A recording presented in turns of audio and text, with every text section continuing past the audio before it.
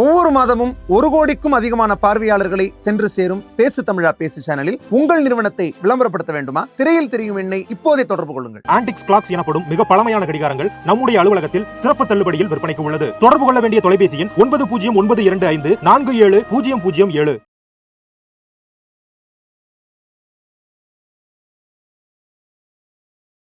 கூட்டணி இருந்திருந்தா உறுதியான வெற்றி. அது அன்ஃபார்ச்சுனேட் இல்லை. மீண்டும் மீண்டும் கூட்டணி என்று நீங்கள் வலியுறுத்துவதற்கான காரணம் அது உங்கள் மேலே ரீசெண்ட் டைம்ஸ் ஒரு விமர்சனமாக வைக்கப்படுது. நீங்கள் அதை பார்த்துருப்பீங்க சமூக. நான் ஆழமாக நம்புகிறேன். நான் சொல்ல விரும்புறது திமுகவை அகற்றணுமா வேண்டாமான்றது தான் என்னுடைய கேள்வி. அதற்கு கூட்டணி இல்லாமல் எப்படி முடியும்? இப்போ திமுகவே கூட்டணி இல்லாமல் ஆட்சிக்கு வர முடியுமா? ஒரு கூட்டணியாக நீங்கள் வரீங்க. திமுகவும் நீட்டு எதிர்க்கிறான், இவனும் நீட்டு எதிர்க்கிறான். திமுகவும் மும்மொழி எதிர்க்கிறாங்க, இவனும் மும்மொழி எதிர்க்கிறாங்க. பாலிசி டிசிஷனாக இவங்க என்னெல்லாம் எதிர்க்கிறாங்களோ இவங்களும் எதிர்க்கிறாங்க. What is the difference? அந்த மட்டும் தான் டிஃபரன்ஸ் அதிமுகவில். நீங்கள் அப்படி சொல்லாங்க. என் மேலே உள்ள சார்ஜ் என்ன தெரியுமா? கிரிமினல். கொரோனா நேரத்தில் நான் மக்களுக்கு உணவு கொடுத்தேன்றது தான் கிரிமினல் சார்ஜ். டிஎம்கே அப்படி கிடையாது. பாவம், அவன் ஒரு ஆட்டோ ரிக்ஷா ஓட்டுனா இருப்பான்.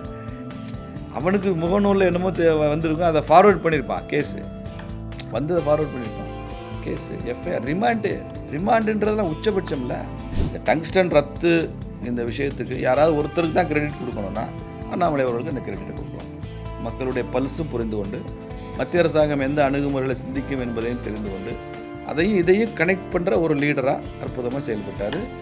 அதுக்கு இன்னொரு காரணம் நரேந்திர மோடி அவர்கள். என்ன சொன்னார் கிஷன் ரெட்டி அவர்கள்? கிஷன் ரெட்டி இது தான் சொன்னார். இது நீங்கள் இவ்வளோ தூரம் டெல்லியில் சொல்கிறதெல்லாம் ஏன் உங்கள் மாநில அரசாங்கம் என்கிட்ட சொல்லலன்னு கேட்டாங்க. சார், நான் கேட்குறேன், இந்த ஊடகம் மூலமாக கேட்குறேன், எது செக்குலரிசம் கேட்குறேன். இந்த நாட்டில் பைபிள் அச்சடித்தாலும் இந்துக்களுக்கு, பகவத்கீதை அச்சடித்தாலும் இந்துக்களுக்குன்னா வாட் இஸ் திஸ்? இப்படி செக்குலரிசம் எப்படி காப்பாற்ற முடியும்? இந்த சமீபத்தில் இந்த ஒரு உணவகத்துக்கு போய் இந்த ஹலால் இஷ்யூ கொஞ்சம் வைரலாக போகுது சார். பொதுவெளியில் தெரியாத ஏதாவது ஒரு அழுத்தங்கள் உங்களுக்கு அதுக்கு பிறகு வந்துச்சா? நிறைய பல இடங்களில் என் ஃபோட்டோவை கொண்டு போய் காமிச்சு சில அடிப்படைவாத அமைப்புகள்லாம் இவர் உங்கள் ஹோட்டலுக்கு வந்தால் சாப்பாடு கொடுக்குறேன்.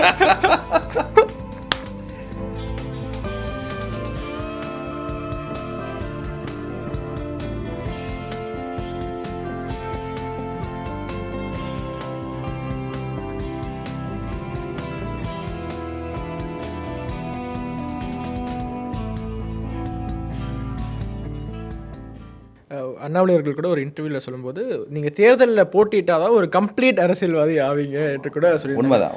உங்களுக்கு சமீபத்தில் பாராளுமன்ற தேர்தலில் போட்டியிடுறதுக்கான வாய்ப்பு உங்களுக்கு கிடைச்சது.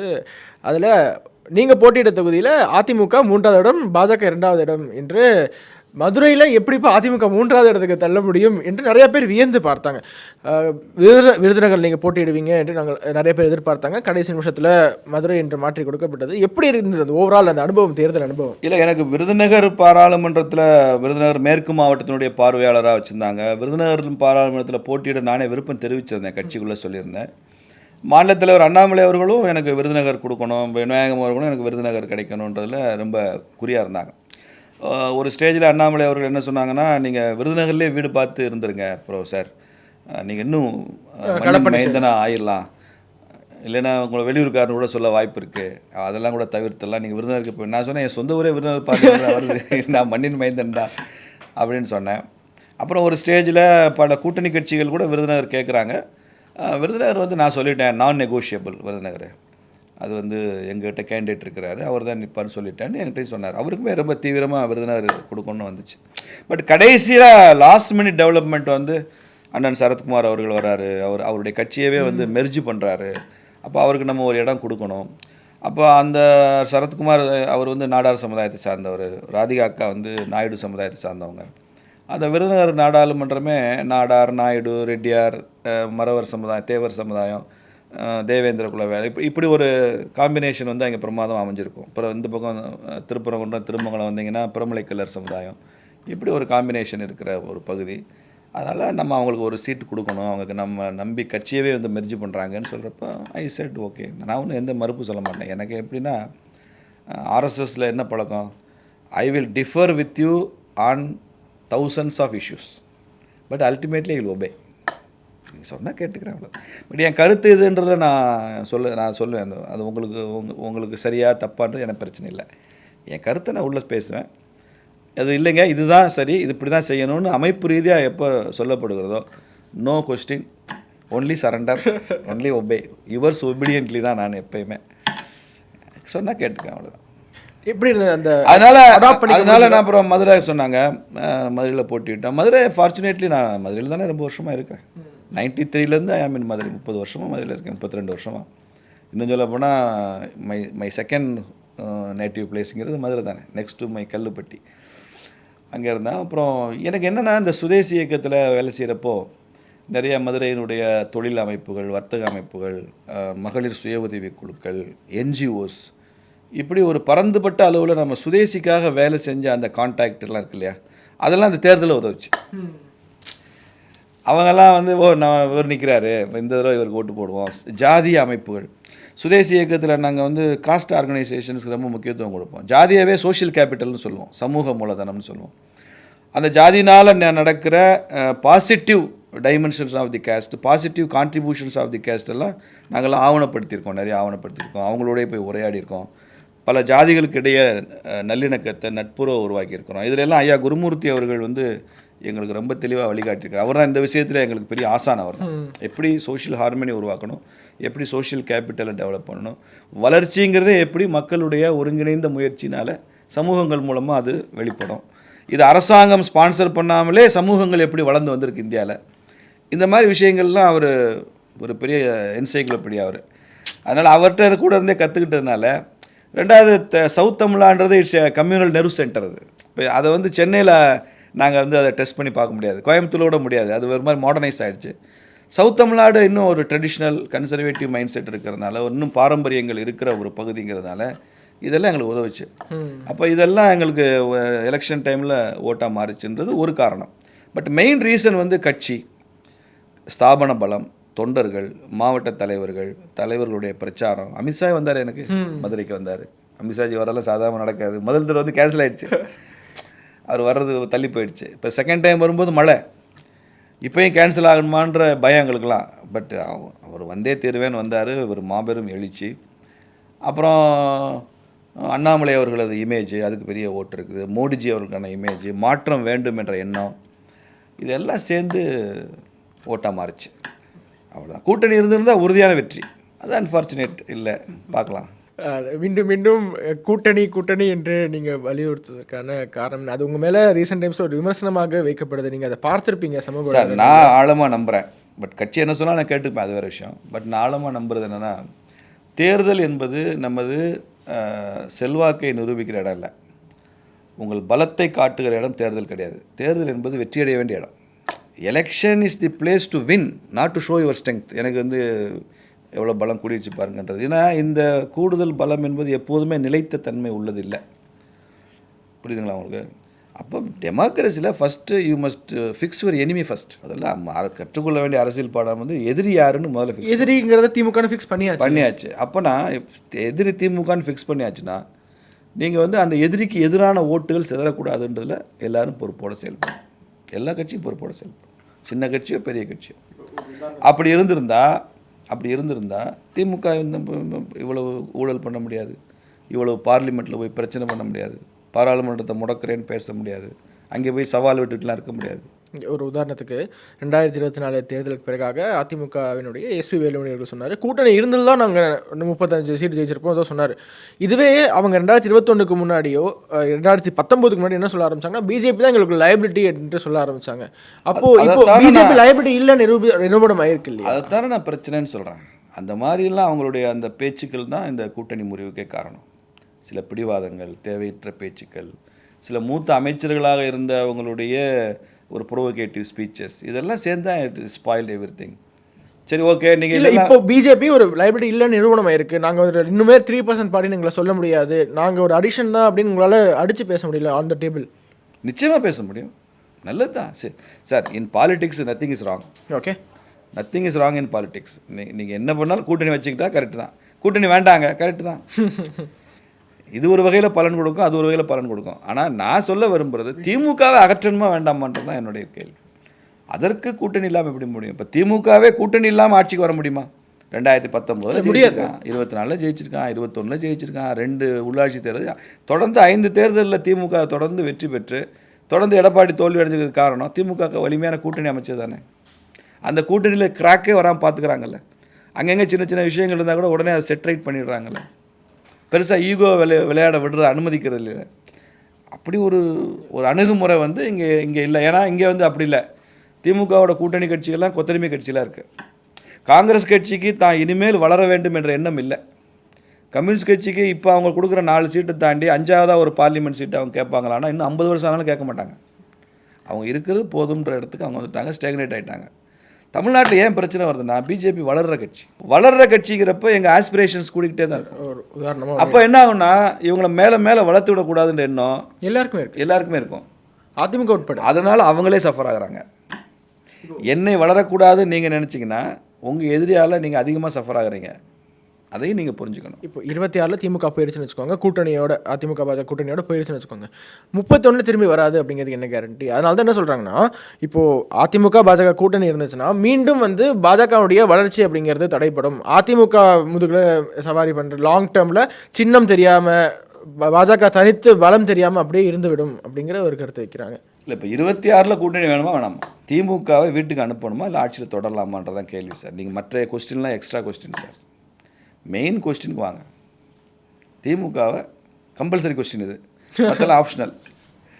திமுகவை 26 மறுபடியும் ஆட்சியில் உட்கார வைக்கலாமா இல்லை வீட்டுக்கு அனுப்பலாமான்ற கேள்விக்கு மட்டும்தான் நீங்கள் பதில் சொல்லணும் கூட்டணியை பற்றி பேசுகிறப்ப. மற்றதெல்லாம் சைடு கொஸ்டின்ஸ், அதை பேசி சரி பண்ணிக்கலாம். அந்த கேள்விக்கு கூட்டணி இல்லாட்டி திமுக தான் வரும்னா நீங்கள் யூ ஹேவ் டு ரீதிங்க். அதை மறுபடியும் எதிரியை உட்காந்து உன் தலைமையில் ஆணி அடிக்கிறவனை உட்கார வச்சுட்டு இங்கே உட்காந்து நம்ம பேசிட்டு இருக்கல அர்த்தமே கிடையாது. இப்போ கூட்டணியாக வந்தாச்சுன்னா சார், அதிமுக எங்களுக்கு கூட்டணி கட்சியாக இல்லாத காலத்திலும் கூட அது எங்களுக்கு தோழமை கட்சி தான். ஒரு உதாரணத்துக்கு ஒரு கூட்டணியாக நீங்கள் வந்து வரீங்க, திமுகவும் நீட்டு எதிர்க்கிறான், இவனும் நீட்டு எதிர்க்கிறான், திமுகவும் மும்மொழி எதிர்க்கிறாங்க, இவனும் மும்மொழி எதிர்க்கிறாங்க, பாலிசி டிசிஷனாக இவங்க என்னெல்லாம் எதிர்க்கிறாங்களோ இவங்களும் எதிர்க்கிறாங்க. What is the difference? அந்த மட்டும் தான் டிஃப்ரென்ஸ் அதிமுகவில். நீங்கள் அப்படி சொல்லாங்க. அந்த அனைத்து இந்தியன்ற வார்த்தையிலே it makes lot of difference. இது திராவிட முன்னேற்ற கழகம் தான். அது அனைத்து இந்திய அண்ணா திராவிட இந்தியன்ற வார்த்தை எப்போ வருதோ அப்போ இட் பிகம்ஸ் நேஷனல். அது ஓகே சார்.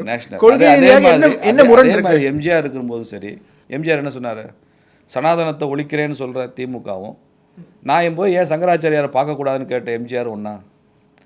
நான் ஏன் கொல்லூர் மூகாம்பிகைக்கு போகக்கூடாது? கிறிஸ்தவன் சர்ச்சுக்கு போகிறாங்க, முஸ்லீம்கள் மசூதிக்கு போகிறாங்க, நான் ஏன் மூகாம்பிகை போகக்கூடாதுன்னு கேட்ட எம்ஜிஆரும் திமுக ஒன்றா? அயோத்தியில் ராமர் கோயில் அயோத்தியில் கட்டாமல் பாகிஸ்தான்லேயும் பங்களாதேஷ்லேயுமா கட்ட முடியும்னு ஜெயலலிதா அம்மா கேட்டதும், இன்றைக்கி ராமர் கோயில் கட்டுறதை விமர்சனம் பண்ணுறதும் ஒன்றா? ரெண்டு எப்படி சார் ஒன்றுன்றீங்க?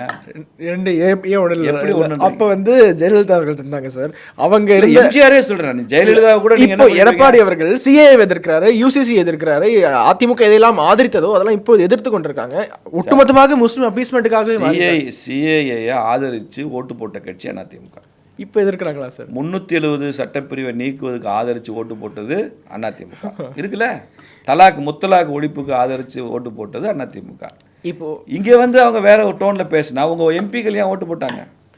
நான் கேட்குறேன், 370 அந்தஸ்தை நீக்கணும்னு பார்லிமெண்ட்டில் ஜெயலலிதா அம்மா பேசியிருக்காங்களா? இல்லையா? ஆமாம் பேசியிருக்காங்க, பார்லிமெண்ட்லேயே பேசியிருக்காங்க. காமன் சிவில் கோடு வரணும்னு பேசுகிறாங்களா? இல்லையா? ஜெயலலிதா அம்மா பேசியிருக்காங்க, ராஜ்யசபா எம்பியாக இருக்கிறப்ப பேசியிருக்காங்க. அப்போ என் மாண்புமிகு இதய தெய்வம் புரட்சி தலைவர் அம்மாங்கிறீங்க, அவங்க பேசுனது தான் நிறைவேற்றுங்க நாங்கள் சொல்கிறோம். நீங்கள் ஒன்றும் நரேந்திர மோடி சொன்னது செய்ய வேண்டாம், மாண்புமிகு இதய தெய்வம் புரட்சி தலைவர் அம்மா அவர்கள் சொன்னது செய்யுங்கன்னு சொல்கிறேன். ஓகே, மீண்டும் இந்த பாட்காஸ்ட்கே அதெல்லாம் நினைக்கிறேன் சார். நீங்கள் ஒரு பேட்டியில் குறிப்பிட்டீங்க, நிறையா வழக்குகள் பாஜக நிர்வாகிகள் மேலே திமுக அரசாங்கம் நிறைய போலி வழக்குகள், பொழுதுபோகலாம் ஒரு வழக்கு என்று நிறையா பதிஞ்சுக்கிட்டே இருக்காங்க. ஆல்ரெடி நம்முடைய பாஜக மாநில செயலாளர் எஸ்.டி. சூர்யா அவர்களோட பேட்டி எடுக்கும்போது அவர் நிறையா வழக்குகள் குறிப்பிட்டார், பேரிட்டு இந்த வழக்கு பெரிதளவில் பேசப்படாத ஒரு வழக்கு. நீங்கள் அறிந்தவரை எப்படியெல்லாம் முடக்கிறாங்க பாஜக நிர்வாகிகளை திமுக அரசாங்கம்? ஸோ உதாரணம் சொல்கிறாங்க. திண்டுக்கல் மாவட்டத்தில்ங்க ஒருத்தன் நரேந்திர மோடி அவர்களை பிரதமரை பற்றி ஏதோ ஒரு மோசமான வார்த்தையில் விவரிச்சிருக்கிறான். இப்போ உதாரணத்துக்கு ஏதோ மோடி முட்டாள் அப்படின்னு ஒரு பேச்சுக்கு சொல்கிறேன், நான் என்ன வார்த்தை பயன்படுத்த எனக்கு தெரியல, முட்டாள்னு சொல்லிட்டான்னு வச்சுங்க. அவன் ஃபேஸ்புக் கமெண்ட்டுக்கு ஒரு பிஜேபிக்காரன் உள்ளே போய் ரெஸ்பாண்ட் பண்ணியிருக்கான். அவன் என்ன பண்ணியிருக்கான்னா முதலமைச்சரை அதே வார்த்தையில் சொல்லியிருக்கான். அவன் பிரதமரை எந்த வார்த்தையில் ஒருத்தன் சொன்னானோ அந்த திமுககாரன் அந்த ஃபேஸ்புக்கில் போய் அந்த கமெண்ட் செக்ஷன் இருக்குல்ல அதில் போய் அவரை பற்றி நீ ஏன் சொல்கிற, ஓ முதலமைச்சர் தான் அப்படின்னு சொல்லி அவன் பயன்படுத்தினா அதே வார்த்தையை இவன் பயன்படுத்தியிருக்கான். இப்போ இவன் மேலே கேஸ் எஃப்ஐஆர் நைட் தூக்கிட்டு போயிட்டாங்க ரிமாண்ட் பண்ணுறதுக்கு. எதுக்கு முதலமைச்சரை இப்படி சொல்லிவிட்டான் அப்படின்னு. இது எப்படி சார்? அப்போ பிரதமர் அப்படி சொன்னவன, அப்போ இந்த தமிழகத்தின் முதலமைச்சர் ஒருத்தர் அவமானப்படுத்தினா வழக்கு போடுறீங்க, அப்போ இந்தியாவின் பிரதமரை அவமானப்படுத்தினா வழக்கு இல்லையான்னு கேட்குறேன். இது வரைக்கும் இல்லை, இது வரைக்கும் இதில் எஸ்பிட்டே கேட்டோம், கம்முன்னு இருக்கார், பதிலே இல்லை, அமைதியாக இருக்கார். அப்புறம் நாங்கள் ஸ்டேஷனுக்கு ஆள் அனுப்பிச்சோம், நீ பேர் கேஸ் போடு, எஃப்ஐஆர் போடு, அவன் மேலேயும் போடு, இவனை ரிமாண்ட் பண்ணுறீங்களா, அவனே ரிமாண்ட் பண்ணு. அப்புறம் அதே ஃபேஸ்புக் அப்படியே ஸ்க்ரீன்ஷாட்லாம் எடுத்துகிட்டு வந்தாங்க. ஏன்னா அதை டெலிட் பண்ணிட்டான்னு அப்புறம் நாங்கள் ப்ரூவ் பண்ண முடியாமல் போயிடும். எடுத்து எல்லாம் காமிச்சு ஒரு பெரிய ஆர்கியூமெண்ட் பண்ணி 1 மணி நேரம் போராடி கடைசியாக 2 பேர் மேலே எஃப்ஐஆர் அப்படிங்கிறதோட முடிச்சு இவர் ரிமாண்ட் பண்ணுறது வந்து மீட்டு கொண்டு வந்தோம். இப்போ இந்த திமுக அரசாங்கம் என்ன இருக்குன்னா, நீங்கள் கருணாநிதியிலிருந்து எந்த பாடமும் கற்றுக்கொள்ளவில்லை ஸ்டாலின்ங்கிறதுக்கு இது ஒரு உதாரணம். கருணாநிதி இந்த மாதிரி வழக்குகள் மூலமாக எதிர்க்கட்சிகளுடைய குரலை ஒழுக்க நினைக்க மாட்டார், அவர் செய்யவே மாட்டார். அப்படி பொய் வழக்குகள்லாம் அவர் போட்டதே கிடையாது. திட்டிட்டு போகிறான், விமர்சனம் பண்ணிட்டு போகிறான், அரசியலில் 1000 நடக்கும் அப்படிங்கிறது தான் அவருடைய அணுகுமுறையாக இருக்கும். இங்கே intolerant government, the most intolerant government is Stalin government தமிழ்நாட்டில். எல்லா வழக்கு எதுக்கு எடுத்தாலும் கேஸ், விமர்சனம் பண்ணி பேசினா கேஸ் போடுறது. குறிப்பாக அவங்க வாட்ச் பண்ணுறது சோஷியல் மீடியா. இதுக்குன்னு ஒரு பெரிய டீம் வச்சுருக்கான் சோஷியல் மீடியா. பட் அதே சோஷியல் மீடியாவில் பிரதமரை சொல்கிறாங்க, மற்ற கட்சியை திமுககாரன் சொல்கிறான், சிவாஜி கிருஷ்ணமூர்த்தின்னு ஒருத்தன் ஆபாசமாக கவர்னரை பேசுகிறான், பெண்களை பேசுகிறான், பிஜேபி மகளிரை பற்றி பேசுகிறான், ஒரு வழக்கும் கிடையாது. நீங்கள் சிவாஜி கிருஷ்ணமூர்த்தி மேலே எவ்வளவு பப்ளிக் ப்ரெஷர் வந்ததுக்கப்புறம் ஒரு வழக்கு பதிவு செஞ்சாங்க, யோசிச்சு பாருங்கள். அவ்வளோ மட்டமாக பேச போலீஸ் அவங்க கையில் இருக்குது, சட்டமன்றம் கையில் இருக்குது, அவங்களே எப்படி போய் பார்த்தீங்க. அப்போ இது என்ன அணுகுமுறை? அமர் பிரசாத் ரெட்டியை ரிமாண்ட் பண்ணாங்க, எஸ்ஜி சூர்யாவை ரிமாண்ட் பண்ணாங்க. எவ்வளோ சின்ன ஒரு முகநூல் பதிவு, ஒரு பெண்மணி, அவங்க கோயம்புத்தூர் நினைக்கிறேன், அவங்கள இங்கே ஒரு கேஸ் போட்டு ஜெயிலில் வச்சு, புழலில் போய் ஜெயிலில் வச்சு, அங்கே ஒரு வழக்கு இருக்குன்னு அங்கே போய் ஜெயிலில் வச்சு, எது சார் ஒரு முகநூல் பதிவுக்கு சிறைச்சாலைங்கிறதெல்லாம் என்ன? இது பிரிட்டிஷ் பீரியடோட இப்படி இல்லையே. பாரதி பாடினால இம் என்றால் சிறைச்சாலை, ஏன் என்றால் வனவாசம் அப்படின்லாம் பாரதி பாடினானே பாட்டு, அதை விட கொடுமையாக இருக்குது. இது எங்கேருந்து கற்றுக்கிட்டாங்கன்னு தெரியல. உங்கள் ஊரில் வேறு ஏதாவது உதாரணம் சொல்ல முடியுமா? எங்கள் ஊரில் நிறையா உதாரணம். மாரிதாஸ் அரெஸ்ட் பண்ணாங்களே, எங்கள் ஊரில் பண்ணாங்க, மதுரையில் பண்ணாங்க மாரிதாஸ். அவர் ரிமாண்ட் பண்ணியிருந்தாங்களே மாரிதாஸ். எஸ்ஜி சூர்யாவுமே மதுரை ஜெயிலில் தான் இருந்தார். இந்த மாதிரி பிரபலமான யூடியூபர்ஸ் பதிவு போடுறவங்க எல்லாம் மிரட்டுறது. ஆனால் இந்த ஒடுக்குமுறை அடக்குமுறைக்கெல்லாம் ஒரு மக்கள் கிளர்ச்சியோ இல்லை மக்களுக்கு தெரிந்ததாகவோ கூட தெரியல. அது மாதிரி பாருங்கள், எந்த போராட்டம் ஆர்ப்பாட்டத்தை அனுமதிக்கிறது? வள்ளுவர் கூட்டத்தில் போராட்டம் கிடையாது. அப்போ என்ன செய்யலாம்? இப்போ எதிர்கட்சி எந்த ஸ்டேட்டில் எப்படி ஒரு ஆர்ப்பாட்டத்துக்கு கூட அனுமதி இல்லைன்ற ஸ்டேட் எந்த ஸ்டேட் இருக்குது? சரி, நீங்கள் 5 வருஷம் 10 வருஷம் எதிர்கட்சியாக இருந்தீங்களா திமுக, நீங்கள் எதுவுமே பண்ணதே இல்லையா? ஒரு ஆர்ப்பாட்டம் சட்டையை கிழிச்சிட்டு வந்தீங்க அசம்பிளிலேருந்து, ராம்ராஜ் காட்டன் விளம்பரம் மாதிரி அப்படி ஜம்முன்னு காமிச்சிட்டு வந்தீங்க. நீங்கள் எதுவுமே பண்ணது இல்லையா? பண்ணியிருக்கீங்கல்ல. அப்புறம் எதிர்கட்சிகளை அனுமதிக்கணும் சார். ஒரு ஆர்ப்பாட்டம் பண்ணுறோம் ஒரு குறிப்பிட்ட இஷ்யூனா ஒரு வாரமோ 10 நாளோ முன்னாள் கூட்டி பெர்மிஷன் கேளுன்னு சொல்கிறீங்க, கேட்குறோம். இந்த இடத்த தான் பண்ணணும்னு சொல்கிறோம், இல்லை இங்கே பண்ணக்கூடாது, இது பொதுமக்களுக்கு இடையூறு விளைவிக்கும், நீ இந்த இடத்துல பண்ணணும், இன்னொரு ஆல்டர்னேட் இடம் சொல்லுங்கள், பண்ணுறோம். நாங்கள் 2 மணி நேரம் பண்ணுறோம்னு சொல்கிறோம், இல்லை நீங்கள் 1 ஹவரில் முடிச்சுருங்க, பண்ணுறோம். இத்தனை பாக்ஸ் வைக்காதீங்க, அந்த sound system, public address system இத்தனை வைக்காதீங்க, ஒரு 5 கிலோ வச்சு முடிச்சுருங்க, நீ சொல்லுங்கள், கேட்டுக்கிறோம், பப்ளிக் டிஸ்டர்பன்ஸாக இருக்குது. இதெல்லாம் டிஎம்கே பண்ணுறான், அவன் பண்ணுறது பப்ளிக் டிஸ்டர்பன்ஸ் கிடையாது. சரி, நான் ஒரு பேச்சுக்காக சொல்கிறேன், கேட்டுக்கிறேன். பட் ஆர்ப்பாட்டத்தை அனுமதிக்கிறியானா இல்லை. கொடி கட்ட விட மாட்டான் சார். ஒரு 4 கோடி 5 கோடி கட்டோம்னா ஏட்டையா வந்துடுவார், எஸ்ஐ வந்துடுவார், இன்ஸ்பெக்டர் வந்துடுவார்.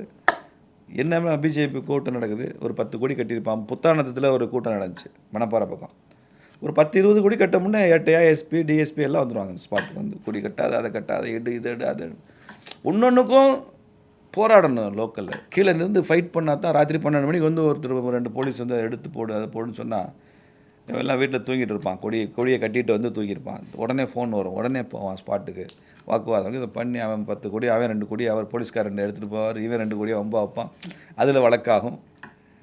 உங்கள் மேலே எவ்வளோ வழக்குகள் எழுது? என் மேலே 12 வழக்கு இருந்தது, அது சிலது குவாஷ் ஆயிருக்கு, இன்னும் கொஞ்சம் என்ன முகாந்திரம்னு சரி சொன்னாங்க. எல்லாமே பொலிட்டிக்கல் கேஸ் தான் சார். நீங்கள் கிரிமினல் எஃப்ஐஆர் இருக்கிறவங்க, கிரிமினல் குற்றவாளிகள் தேர்தலில் போட்டிட்டா அவங்க வந்து பத்திரிகையில் விளம்பரம் கொடுக்கணும், டிவியில் விளம்பரம் கொடுக்கணும், அஃபிடேவிட்டில் அதை குறிப்பிடணும்னு இருக்குல்ல. நான் கொடுத்தேன் மதுரை தேர்தலில். நான் கிரிமினல் குற்றவாளி. என் மேலே உள்ள சார்ஜ் என்ன தெரியுமா? என்ன கிரிமினல்?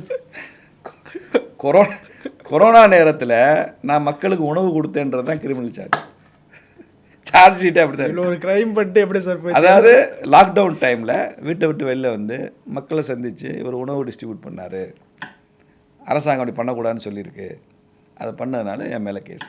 இது ஒன்று கொரோனா நேரத்தில் மாத்திரமே ஒரு 5-6 கேஸு. வேல் யாத்திரையில் பழனியில் என் மேலே கேஸு, செக்கானூரில் என் மேலே கேஸு, கரூரில் என் மேலே கேஸு.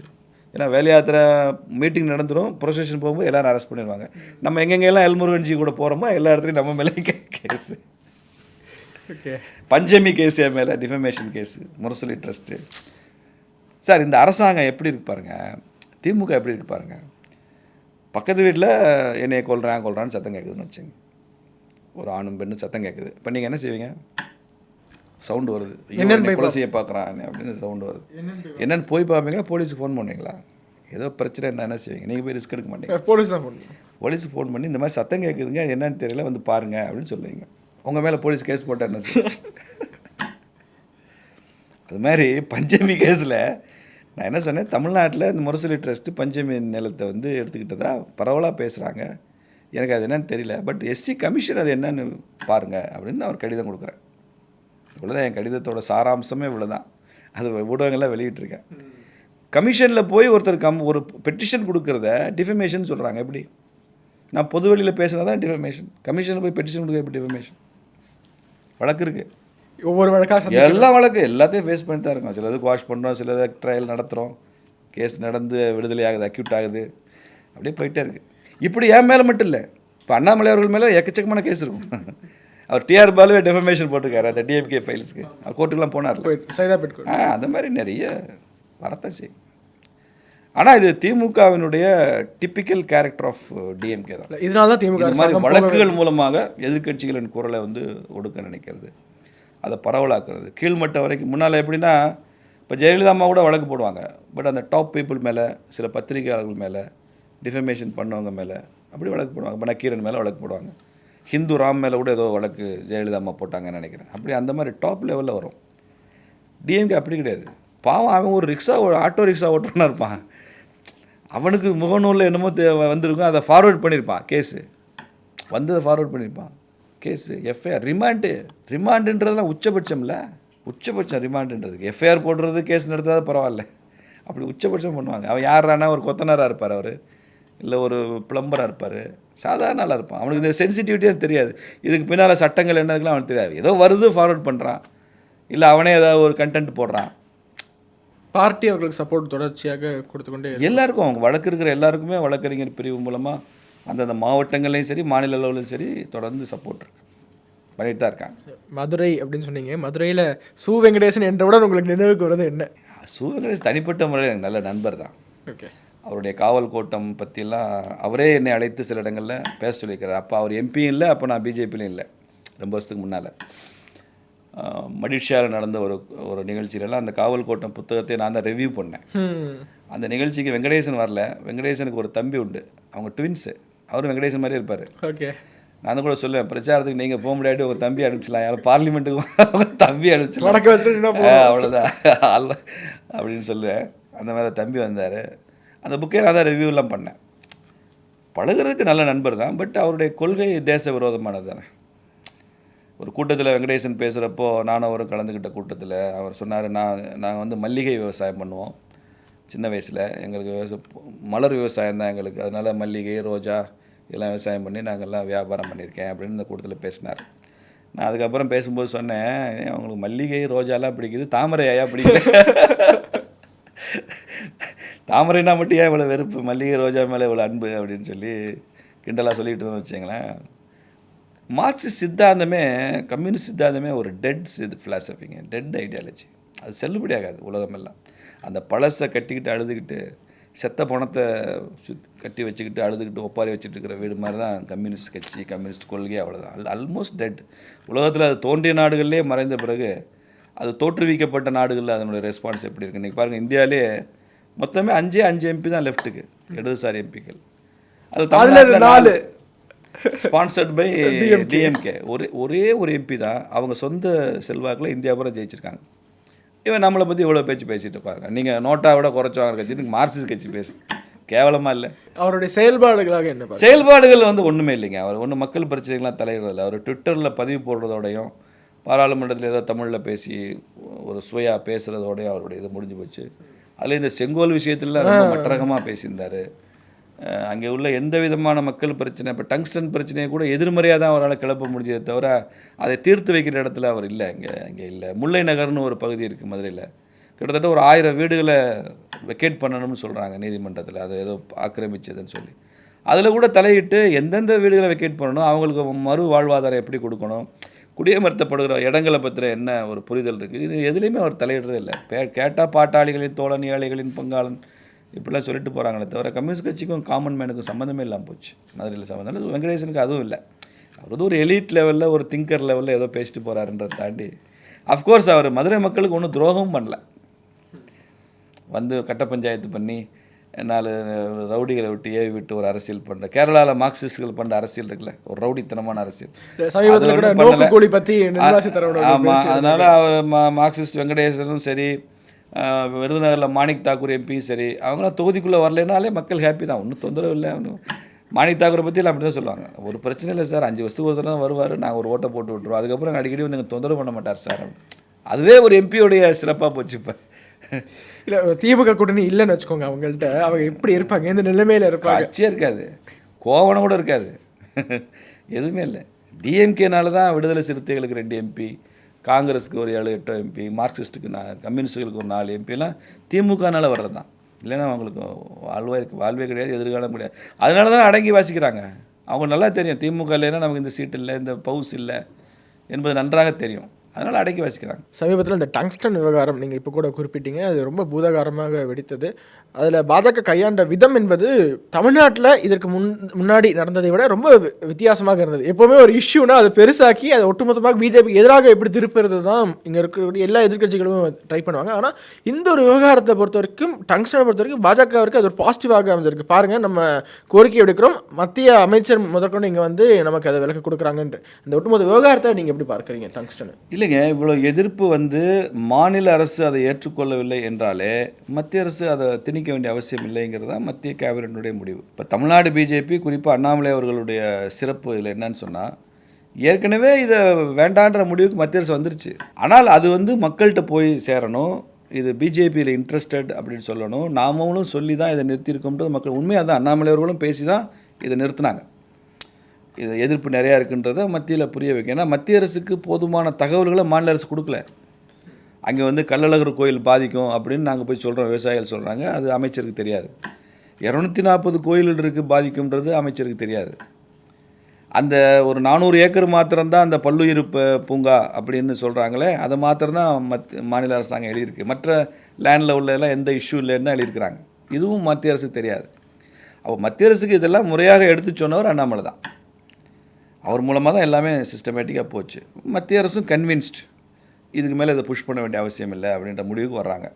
அதை நாம் இங்கேருந்து டெலிகேட்ஸோடையும் போகிறோம், அவங்களுக்கு எடுத்து சொல்லி இவங்களே விவசாயிகளே நேரடியாக அமைச்சரோட பேச வைக்கிறோம். அந்த முழு நிகழ்ச்சியை இந்த டங்ஸ்டன் இதெல்லாம் ஃபெசிலிட்டேட் பண்ணவர் மாநில தலைவர். இந்த டங்ஸ்டன் ரத்து இந்த விஷயத்துக்கு யாராவது ஒருத்தருக்கு தான் கிரெடிட் கொடுக்கணும்னா அண்ணாமலை அவர்களுக்கு இந்த கிரெடிட்டை கொடுக்கலாம். மக்களுடைய பல்ஸும் புரிந்து கொண்டு, மத்திய அரசாங்கம் எந்த அணுகுமுறையில் சிந்திக்கும் என்பதையும் தெரிந்து கொண்டு, அதையும் இதையும் கனெக்ட் பண்ணுற ஒரு லீடராக அற்புதமாக செயல்பட்டார். அதுக்கு இன்னொரு காரணம் நரேந்திர மோடி அவர்கள். ப்ளஸ் அந்த கம்யூனிட்டி இருக்குல்ல, அந்த பகுதி மக்கள் பெரும்பாலும் அவங்கெல்லாம் கல்லர் சமுதாயம் சார்ந்தவங்க, பெரும்பாலும் பை அண்ட் லார்ஜ். மற்ற சமுதாயங்களும் பெருவாரியாக அங்கே இருக்கிறாங்க. எல்லாருமா சேர்ந்து சமூக நல்லிணக்கத்தோடையும் அந்த ஊர் மரபுகளின்படியும் அந்த போராட்டத்தை ரொம்ப அறப்போராட்டமாக நடத்தி முறையாக மேலே சொல்லி, அவங்க எங்கேயுமே ஸ்டெர்லைட் போராட்டம் மாதிரி, ஜல்லிக்கட்டு போராட்டம் மாதிரி அன்வான்ட் எலமெண்ட்ஸை உள்ளே விடவே இல்லை. அந்த ஆன்டி பிஜேபி ஃபோர்ஸஸை உள்ளே வந்து அதை ஸ்வாகா பண்ண விடவே இல்லை, அவங்க ஹைஜாக் பண்ண முடியல. அப்படி அவங்க சிஸ்டமேட்டிக்காக பண்ணதும் ஒரு பெரிய காரணம். அதான் கிராமத்து மக்களுக்கும் வெற்றி தான். நீங்கள் அந்த கிராம மக்களை கூட்டிகிட்டு டெல்லிக்கு போனீங்க? ஆமாம். அப்போ கிஷன் ரெட்டி அவர்கள் ஆமாம், நான் கூட இருந்தேன். என்ன சொன்னார் கிஷன் ரெட்டி அவர்கள்? கிஷன் ரெட்டி இது தான் சொன்னார், இது நீங்கள் வந்து இவ்வளோ தூரம் டெல்லியில் வந்து சொல்கிறதெல்லாம் ஏன் உங்கள் மாநில அரசாங்கம் என்கிட்ட சொல்லலைன்னு கேட்டார். அதுக்கு எங்கிட்ட பதில் இல்லை, யார்ட்டையும் பதில் இல்லை. மாநில அரசாங்கம் போக சொல்லுங்க, நாங்கள் வந்து அதனால் மாநில அரசாங்கம் சொல்லி தான் இந்த இது நான் வந்திருக்காதுங்க, நீங்கள் இவ்வளோ சொல்லும்போது அதுக்குரிய ஆதாரத்தையும் கொடுத்தாங்க, நிறுத்தி வச்சிடறேன்னு சொன்னேன். அப்போ இவங்க என்ன சொன்னாங்கன்னா, எங்களுக்கு அந்த ஆர்டர் கொடுங்க, நாங்கள் ஊருக்கு போகிறதுக்குள்ளே நிறுத்துகிறோன்ற ஆர்டர். இல்லைன்னா எங்களை ஊரில் போய் நிறுத்தணும் அமைச்சர் சொல்லியிருக்கிறாருன்னு சொன்னால் அப்புறம் டெல்லி ஆச்சுன்னா இல்லை நீங்கள் போய் டெல்லியை சுற்றி பார்த்துட்டு ஜாலியாக டெல்லி சுற்றி பார்க்க போயிருக்கீங்கன்னு சொல்லிடுவான். அப்போ கிஷன் ரெட்டி சொன்னார், ஒன்று செய்யுங்க, நாளைக்கே ஆர்டர் வரும், ஒருவேளை ஆர்டர் வர்றதுக்கு 2-3 நாள் தாமதம்னாலும் எங்கள் வீட்டில் என் கெஸ்ட்டாக இருங்கன்னாரு, என் வீட்டில் வந்துருங்க, நானும் விவசாயி தான்னாரு.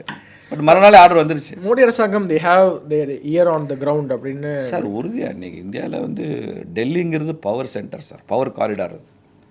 அந்த அதிகார தளத்தினுடைய உச்சத்துக்கு போய் நீங்கள் யாரை வேணால் சந்திக்கலாம், பேசலாம், அவங்க கூட அவங்க உட்காந்து பேசுவாங்கன்ற ஒரு பொலிட்டிக்கல் ஈகோ சிஸ்டம் உருவாக்கினது பிஜேபியில். நீங்கள் காங்கிரஸ் பில் அப்படிலாம் பார்க்க முடியாது, செக்ரட்டரிஸை பார்க்க முடியாது, அல்லது அதுக்கு பணம் கொடுக்கணும். செக்ரட்டரிஸை பார்க்கறதுக்கு 2 லட்சம் 1 லட்சம்னு கமிஷன் ஏஜென்ட்ஸ் மூலமாக தான் போவாங்க, மிடில் மேன் மூலமாக தான் போவாங்க செக்ரட்டரிஸை. ஒரு நீங்கள் போன காரியம் நடக்குதோ நடக்கலையோ பார்த்துட்டு வந்தேன்றதுக்கே பணம் கொடுக்கணும். டேரக்டாக பட்டி கிராம பவர் புரோக்கர்ஸ் இருப்பாங்க. உங்களிடம் என்ன சொன்னாங்க, அவங்களுடைய மகிழ்ச்சியை எப்படி பகிர்ந்துக்கிட்டாங்க? நம்ம ஊரில் கூப்பிட்டு பாராட்டு விழா நடத்துனாங்களே, பாராட்டு நடத்துனாங்க. அண்ணாமலை அவர்களே வந்தார், கிஷன் ரெட்டி அவர்கள் வந்தாங்க, அவங்க 2 பேருக்கும் பெரிய பாராட்டு விழா. நாங்கள்லாம் கூட போயிருந்தோம், ரசித்தோம். மக்களுக்கு நல்லது நடந்தால் நமக்கு நல்லது நடந்தது. இதே மாதிரி இன்னொரு இஷ்யூ, இந்த திருப்பரங்குன்ற இஷ்யூவில் நடந்த ஹிந்து எழுச்சியை நீங்கள் பார்த்துருப்பீங்க. அகைன் இங்கே இருக்கக்கூடிய ஊடகங்களாக இருக்கட்டும், எதிர்கட்சியாக இருக்கட்டும், அந்த கூட்டத்தில் வந்து 10 பேரில் ஒருத்தனையாவது பிஜேபி ஓட்டு போட சொல்லுங்கள் என்று சொல்கிறதையே பார்க்க முடியுது. இந்த ஒரு விமர்சனத்தை நீங்கள் எப்படி பார்க்குறீங்க? அந்த ஹிந்து எழுச்சியை உங்களுடைய பார்வையில் எப்படி பார்க்குறீங்க? திருப்பரங்குன்றம்ன்றது நாங்கள் எதிர்பாராத அளவுக்கான ஒரு ஹிந்து எழுச்சி தான். ஏன்னா அவ்வளோ ரெஸ்பான்ஸ் இருக்குன்னு எங்களுக்கு தெரியல. ஏன்னா தடை போட்டிருக்காங்க, 144 நீதிமன்றத்தில் வழக்கு, எங்கே பார்த்தாலும் போலீஸ் கெடுபிடி, மதுரையை நோக்கி வர்ற எல்லா வாகனங்களும் சோதனைக்கு உள்ளாக்கப்பட்டது, பல பேர் ஹவுஸ் அரெஸ்ட்டு, இப்போ நானே ஹவுஸ் அரெஸ்ட் தான். இப்படி இருக்கிற சூழலில் ஜட்ஜ்மெண்ட் வந்த 1 ஹவரில் 10,000 பேர் கூடினாங்க அப்படிங்கிறது இயற்கையிலே இருக்கிற அந்த மக்கள்கிட்ட இருக்கிற கொதிநிலையை தான் காமிக்குது. நிச்சயமாக திருப்பரங்குன்றம் ஒரு பெரிய மைல்ஸ்டோன் வெற்றி. வரக்கூடிய நவம்பரில் அங்கே பெரிய கார்த்திகை வரும், கார்த்திகை தீபம். அந்த கார்த்திகை தீபத்தை மலை உச்சியில் ஏற்றணும்னு 30 வருஷமாக கேட்டுகிட்டே இருக்கோம். அதை HRNC தான் ஏற்றணும். ஒவ்வொரு வருஷமும் போராடுகிற இந்து முன்னணி தொண்டர்களை கைது பண்ணிவிடுவாங்க, அவ்வளோதான், முடிஞ்சு போச்சு. ஒரு 100-200 பேர் போவாங்க, கைதாவாங்க, அடுத்த வருஷம் மறுபடியும் அதே கோரிக்கை வைப்பாங்க. பட் இந்த ஆண்டு HRNC மலையில் ஏற்றியே தீரணும் அப்படின்றத மிகப்பெரிய மக்கள் இயக்கமாக மாற்றி நடத்தணுன்ற ஒரு எண்ணம் வந்து எல்லாருக்கும், இந்து இயக்கங்கள் எல்லாருக்குமே இருக்குது. அதில் பெரிய வெற்றி கிடைக்கும்னு நினைக்கிறோம் நாங்கள். தொடர்ச்சியாக இந்த ஹிந்து ஒற்றுமை, ஹிந்து எழுச்சி என்னெல்லாம் சொல்லிகிட்டே இருக்கீங்க. தமிழக மக்கள் எந்த அளவுக்கு இந்த உணர்வு கொண்டிருக்காங்க அப்படிங்கிறது தெரியும், பக்தியில் எவ்வளோ திளைத்திருக்காங்கன்னு தெரியும். பட் இருந்தாலுமே அகைன் அந்த திராவிட மாயையில் போய் சிக்கி கொண்டிருக்காங்க சார். தமிழ்நாட்டு மக்களுக்கு பக்தின்னு வந்து உச்சம் சார். நீங்கள் இந்தியாவில் வேறு எந்த ஸ்டேட்லையும் பார்க்க முடியாது. நீங்கள் ஹோட்டலில் கூட விபூதி குங்குமம் இருக்கும், கேஷ் கவுண்டரில். நீங்கள் ஹோட்டல் கேஷ் கவுண்டரில் விபூதி குங்குமம் வச்ச ஒரு ஸ்டேட்டை நீங்கள் இந்தியாவிலே பார்க்க முடியாது, இங்கே வச்சுருப்பான் நம்ம ஊரில். அதனால் அவ்வளோ பக்தி இருக்குது. நான் பல இடங்களில் சொல்லுவேன், ஜெயிலில் கூட நான் பல செல்ஸில் பார்த்துருக்கேன். அந்த கைதிகள் வந்து சாமி படத்தை கையிலே வரைஞ்சிருப்பான், நகத்திலே கீறி ஒரு வேல் மாதிரி வச்சுருப்பான், ஒரு சூலாயுதம் மாதிரி வச்சுருப்பான், அதை கும்பிடுவான். அவன் வந்து கன்விக்டட் கிரிமினல், அவன் குற்றம் சாட்டப்பட்டு தண்டனை அனுபவிச்சிருக்கிறவன், தண்டனை பெற்ற குற்றவாளி. அவனுக்கு ஒரு பக்தி தேவைப்படுது, அவனுக்கு ஒரு வழிபாடு தேவைப்படுது, அவன் ஏதோ பண்ணுறானே. அப்போ அந்தளவு பக்தி இருக்குது, அதை குறைச்சி மதிப்பிட முடியாது. ஆனால் நாங்கள் இப்போ சொல்கிறதெல்லாம் ஹிந்து பக்தியை பற்றியே நான் பேசலை, ஹிந்து சக்தியை பற்றி பேசுகிறேன். ஹிந்து பக்தி வேறு, ஹிந்து சக்தி வேறு. அந்த இந்து சக்தி இருக்கணும்ல, ஒரு கான்சியஸ்னஸ் இருக்கிற கம்யூனிட்டி இருக்கணும்ல. இந்து சக்தி இல்லைன்னா வெறும் பக்தியை மட்டும் வச்சு நம்ம காப்பாற்ற முடியாது. ஒரு கோவில் இருக்கணும், கோவில் இருப்பது எவ்வளோ முக்கியமோ அதை விட கூடுதல் முக்கியம் அந்த கோவிலை கொண்டாடுகிற கூட்டமும் இருக்கணும். அங்கே இல்லைன்னா என்ன ஆகும், அங்கே ஒரு வாட் மாதிரி இருக்கும், இல்லைன்னா அங்கே ஒரு வாட் மாதிரி காட்சி பொருளாக இருக்கும், மியூசியம் மாதிரி ஆகிடும் எல்லா கோயிலும். சக்தியின் மூலமாக என்ன சாதிக்க விரும்புகிறீர்கள் என்பதுதான் எதிர்த்தரப்புல ஒரு கேள்வி வைக்கிறாங்க. நாங்க வந்து பக்தி எங்களுக்கு இருக்கு, மதத்தையும் அரசியலும் நாங்க வேறுபடுத்தி தான் பார்ப்போம். நான் ஒரு விவசாயம் பண்ணுறேன், ஏன் வயல்வெளி என்னுடைய வரப்பில் நான் ஒரு காய்கறி தோட்டம் போட்டிருக்கேன்னா அதை சுற்றி நான் வேலி போட்டு என்க்ரோச்மெண்ட் இல்லாமல் அதை வந்து பாதுகாப்பாக வச்சுக்கிறது வந்து எப்படி தப்புன்னு சொல்ல முடியும்? இதில் என்ன சாதிக்கிறதுக்கு ஒன்றுமே இல்லை. என் மதம், என் தர்மம், என் ஆன்மீகம், இதை காப்பாற்றி கொள்கிற முழு உரிமை எனக்கு இருக்கா இல்லையா? ஐ ஆம் நாட் அக்ரெசிவ். நான் ஒன்றும் மதம் மாற்றம் பண்ணுற மதத்தை சார்ந்தவன் இல்லை. என் மதம்தான் உண்மையான மதம்னு சொல்கிற முழக்கங்கள் கோஷங்கள் என்கிட்ட இல்லை. என் சாமி தான் உண்மையான சாமி, உண்மையான கடவுள் என் கடவுள் தான். நீ எல்லாம் வந்து போலி கடவுளை கும்பிட்ற, பொய்யான கடவுளை கும்பிட்றன்ற நேரேட்டிவ் நான் எப்போயுமே பேசுகிறது இல்லை. இந்து மதம் இந்துக்களுக்காகன்னு சொல்கிறேன் இல்லையா? அப்போ நான் ஏன் யாருக்கும் பயப்படணும்? நான் எப்படி கம்யூனல் ஆவேன்? என் மதத்தை இந்து முஸ்லீம் ஒற்றுமைன்னு ஒருத்தர் பேசினா அது செக்குலர் ஆகுது. இந்து கிறிஸ்டியன் ஒற்றுமைன்னு பேசினா you see it as secular. Hindu ஒற்றுமைன்னு பேசினா கம்யூனலான்னு கேட்குறேன். தமிழ்நாட்டில் 7 கோடி பேர் இந்துக்கள் இருக்கான் சார். 7 கோடி இந்துக்களை ஒற்றுமைப்படுத்துகிற ஒரு பணியை ஒரு பெரிய இயக்கம் ஆர்எஸ்எஸ் செய்யுது, இந்து முன்னணி செய்யுது, விஸ்வ இந்து பரிசு செய்யுது. 7 கோடி மக்களை ஒற்றுமைப்படுத்துகிற சாதாரண வேலையா? பல நாடுகளுக்கு மக்கள் தொகை 7 கோடி கிடையாது. இங்கிலாந்தோட மக்கள் தொகை 7 கோடி கிடையாதுங்க. இலங்கையோட மக்கள் தொகை 1.5 கோடி கூட இல்லைங்க. தமிழ்நாட்டில் மட்டும் 7 கோடி இந்துக்கள் இருக்கான்ல. இவனை ஒற்றுமைப்படுத்துகிற பணியை நீங்கள் எப்படி கொச்சைப்படுத்தி சிறுமைப்படுத்தி நீங்கள் எப்படி பேச முடியும்? இது தேவை தானே.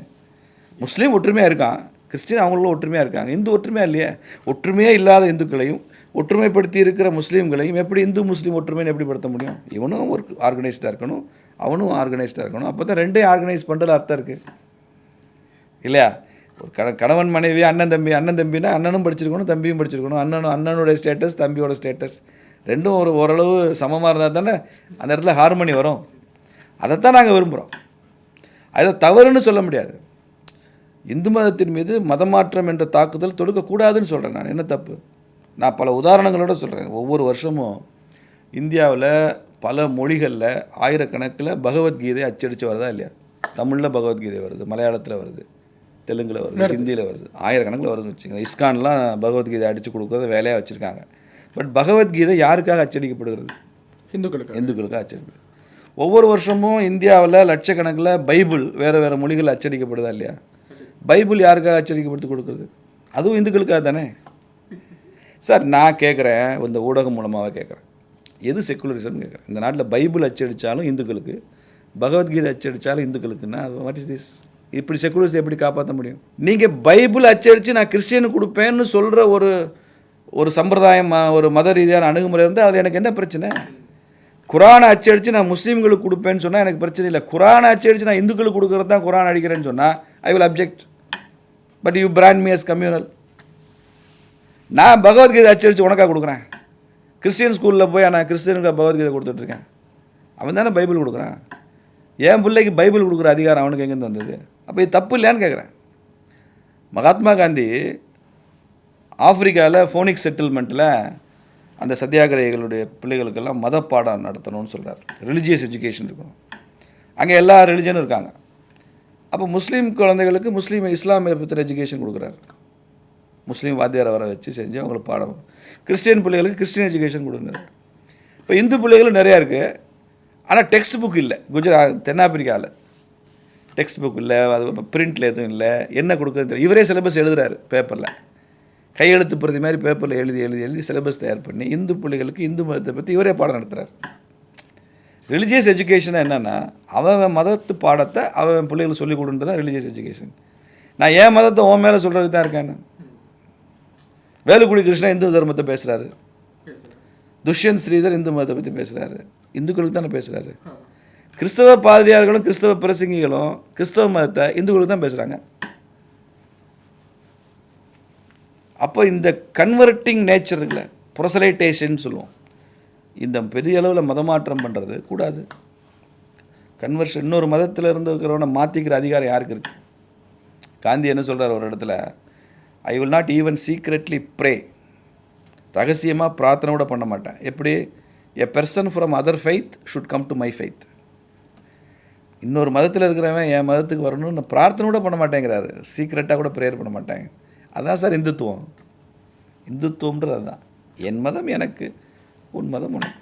காந்தியை பற்றி குறிப்பிட்டீங்க. என்னுடைய முதல் கேள்வியாகவே அதான் வச்சுருந்தேன். உங்களுடைய ட்விட்டர் பயோவாக இருக்கட்டும், நீங்கள் அனைத்து இடத்துலையுமே காந்தியவாதி என்று குறிப்பிட்டிருக்கீங்க. உங்களையே பெரிதளவில் லைக் பொதுவாக இருக்கக்கூடிய, நான் காந்தியவாதின்றதை காந்தியவாதி யாரும் ஏற்றுக்க மாட்டாங்க.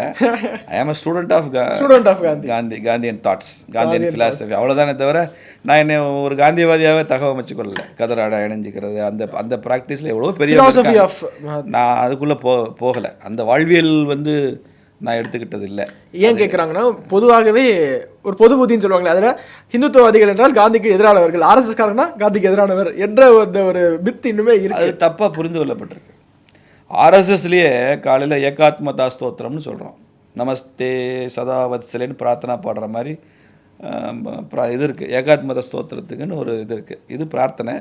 அது ஓம் நம சச்சிதானந்த ரூபாய பரமாத்மனேன்னு ஆரம்பிக்கும். அதில் இந்த நாட்டினுடைய நதிகள், மலைகள், கடல், இயற்கை, புனிதமான நகரங்கள், பெரிய அரசர்கள், விஞ்ஞானிகள், புலவர்கள், கவிஞர்கள், புகழ் வாய்ந்த பெண்மணிகள், வீரர்கள், சாகசம் பண்ணவங்க, இப்படி எல்லாரையும் பற்றி அதில் நினைவு கூர்ந்துட்டே வரும்.